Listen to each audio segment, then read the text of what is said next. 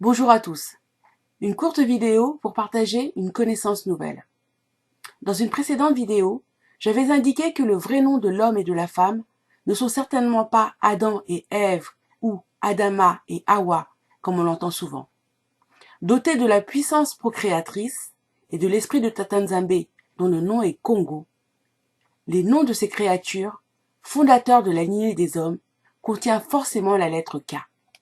Justement, un abonné de ma chaîne, que je remercie d'avoir partagé cette information avec moi, m'avait recommandé d'écouter les enseignements du frère Serge Martin Boukoulou, que je ne connaissais pas.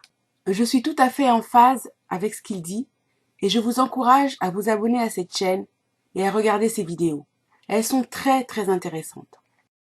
Je mets donc les liens de cette chaîne dans la boîte de dialogue et vous pourrez visionner des vidéos qui confirment la bantouité de la Bible et d'autres exemples de mots qui sont formés avec la forme consonantique du nom de Tata Nzambe, KNG. Ne soyez pas rebutés par les symboles maçonniques de la Web TV où il a délivré ses enseignements. Il n'y a aucun endroit où la vérité ne puisse éclater. Je précise que les compréhensions que j'avais partagées avec vous étaient antérieures à la découverte de ces enseignements à lui qui ne font que confirmer mon intuition. Pour moi, c'est juste la preuve que l'esprit Congo, qui n'est pas extérieur à nous, mais qui est en nous, s'éveille pourvu qu'on accepte de rejeter les doctrines de démons dont les religions dites révélées nous ont gavés pour nous endormir spirituellement, nous associer à d'autres peuples et créer ainsi une distance entre nous et notre Nzambe, alors que nous sommes son peuple, que nous soyons dispersés, déportés ou captifs. Dans une de ses vidéos, il révèle que le nom de l'homme, Moto, est devenu Kufa. Comme je vous l'avais dit, le nom du premier homme créé par Tata Nzambe commence par la lettre K.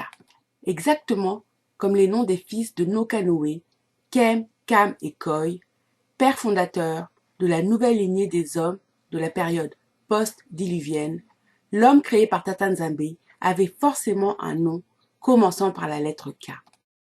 Or, Kufa est la forme impérative du verbe lingala kokufa, qui signifie mourir.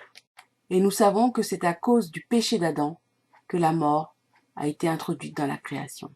Le salaire du péché étant la mort, il était normal que son nom soit transformé en Kufa, ce qui signifie en lingala meurt. Mais Kufa n'est pas le nom originel d'Adam. Il est le nom de sa punition.